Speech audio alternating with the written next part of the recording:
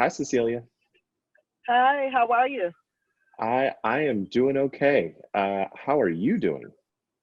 I'm doing good. I'm sitting on the east side of Milwaukee in my car, doing a quick run before I go and shelter in place. I'm That's the doing right good. answer. That's the Yep. right answer. So, if this was any other moment, or any other year, a lot of us might be sitting in the ballpark, drinking a beer, eating a hot dog, watching the Brewers play, and you That's would right. be running around, shaking hands, and doing the good work that you do. Tell me about your personal experience and how the Brewers are affected by the shutdown. Well, as you might guess, it's a huge impact for the Brewers because opening day was March 26th, and we haven't been able to play a game. The whole league throughout the country is shut down and people are making decisions about what's next. So it has been an interesting time. For me in particular, we raised significant money during the games to support nonprofit communities, nonprofit organizations. And so we're on hold with our fundraising in the manner that we normally do it. And when you look at that and then you look at the significant need in the community, it's a little challenging to know that the resources that you normally have access to, you don't have right now. So when I think about the foundation, the Brewers are often supportive of things related to young people, and there's some health concerns. Are you all changing your focus given the? Well, I'm sorry. No, that's okay. Go ahead. No, we're not changing our focus. We have been, for the last 10 years, focused on health, education, recreation, and basic needs. And we fund about 200 nonprofits annually. However, this year, to kick off the baseball season, we have been focused solely on the emergency basic needs that nonprofits are trying to address. So we were able to make a significant contribution to United Way and then to MKE Response through the Greater Milwaukee Foundation. That's excellent. So everyone's work is disrupted. How did you pull together your leadership team to make that decision? What tools did you use and what new process have you added to how you can do that kind of work? Well, I serve on the board of the United Way and Greater Milwaukee Foundation, so I have a clear understanding of the ability that they have to address needs in our community. So it was a natural for us to be able to connect with those organizations. I've been involved with some of their decision making around how funding organizations can support some of the nonprofits in our community that are trying to make a difference. But it was tough because, we have a partnership with so many organizations and we have commitments and we have things that we've done traditionally year after year. And those things are on hold right now until we can get back to baseball. When I think about opening day, it's it's almost as important a signifier of the change of season, of the summertime coming, of the end of school. It means so much to us beyond the actual game that's being played. What what are you doing that's allowing you to sort of make that transition into this next season without watching that first day pitch? Well, I know on opening day, the team featured last year's winning game, so that was helpful for people. But it's tough. We want to play baseball, and I want to raise money for the community, and I want to see the fans in the seats cheering us on, and the excitement of families and kids in the ballpark. What I do appreciate is witnessing the community come together to try to navigate this challenge that we're facing right now. So for the charitable arm of Milwaukee Brewers Baseball Club, this is the work that we do. It's just heightened. Yeah. Are there any stories that you've heard recently that you think are worth sharing? Well, I would say as probably a plug for one of the things we're doing, actually two, and I'll give you a little early insight on something.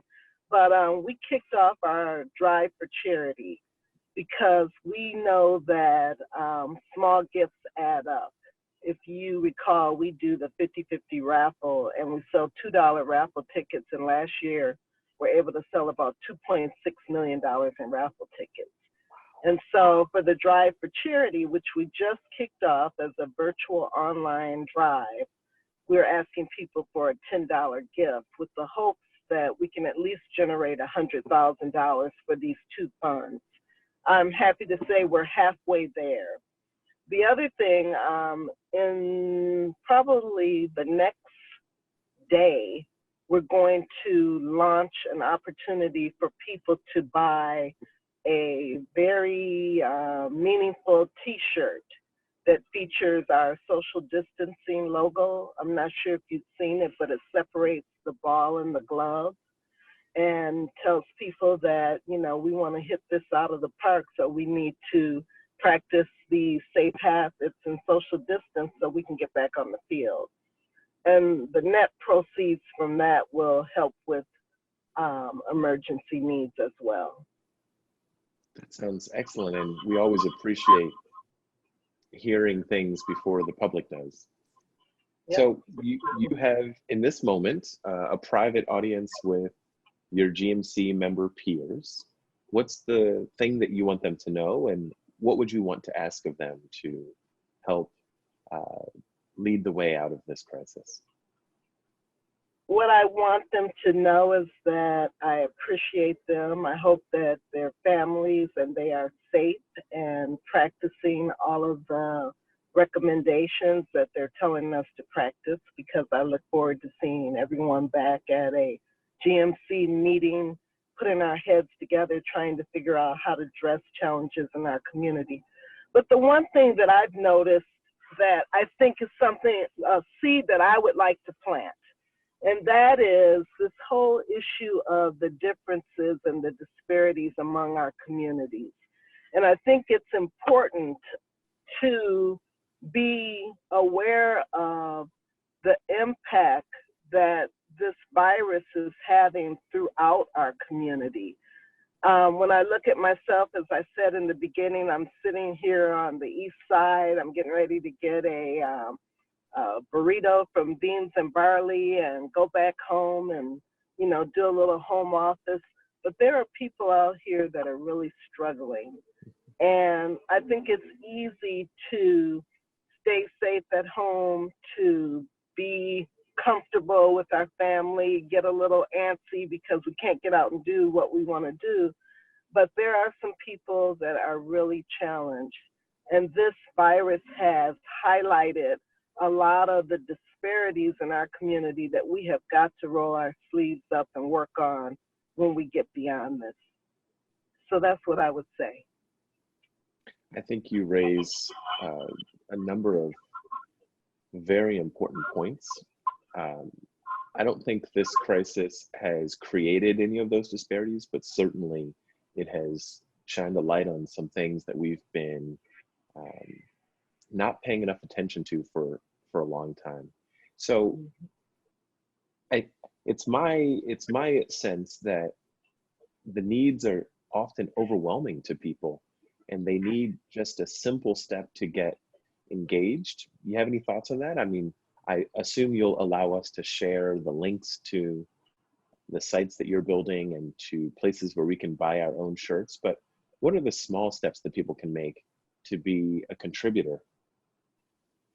Well, I know for the group that we're talking to, there are countless people that are involved and engaged. There's no question about that. Our membership on many levels are, they're interested, they're concerned, they put their financial resource toward issues. But I would say that if we can figure out how to push just a little bit harder, because to your point, we are aware of all of these issues and they are overwhelming.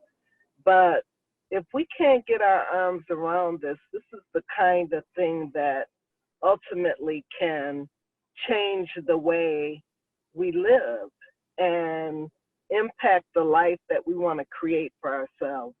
And to see our community suffering on so many levels is painful.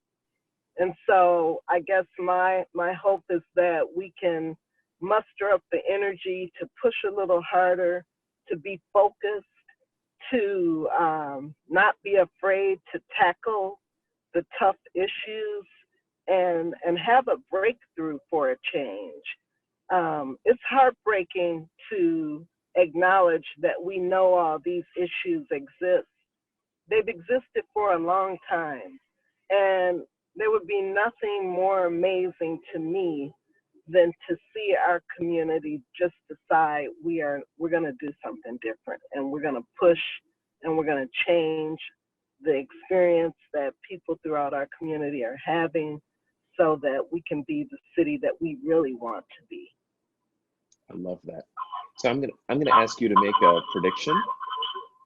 Looking into a near future, 2 or 3 years, how do you see our Brewers experience changing because of this crisis? And how do you see the foundation changing because of this? Well, I want to see the Brewers win a World Series. So that would be the first thing, that if I had a crystal ball or a crystal baseball, I see us cheering and winning and a lot of energy behind that.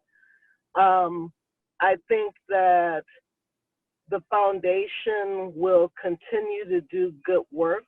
I do believe, as Commissioner Selig always says, that baseball is a social institution and that it's in our core.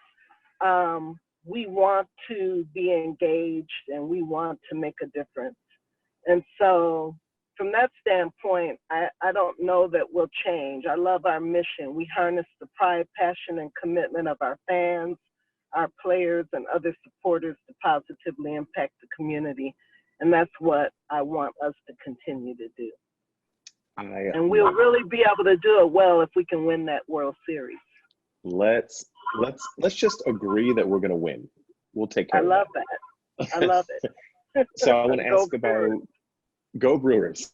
So you are sitting in your car, which, I'm sure is going to raise a few eyebrows, and people are going to say, well, what are you doing to make sure that you're maintaining social distancing and safety? So tell me how you're doing that. Well, I have my mask. So when I get out of my car, I will follow the rules. I have a little disinfectant wipe, so don't think that I'm not paying attention. I had to go to the office and turn in a couple checks.